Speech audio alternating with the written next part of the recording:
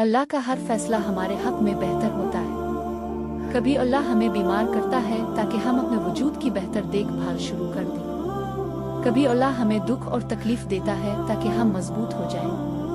کبھی اللہ ہمیں ناکام کرتا ہے تاکہ ہمیں عاجزی پیدا ہو اور ہم متکبر نہ بنیں۔ کبھی اللہ ہمیں غریب کر دیتا ہے تاکہ ہم غریب کا دکھ درد سمجھ سکیں۔ کبھی اللہ ہم سے کوئی چیز واپس لے لیتا ہے تاکہ ہم اپنے پاس موجود چیزوں کی قدر و قیمت جانیں۔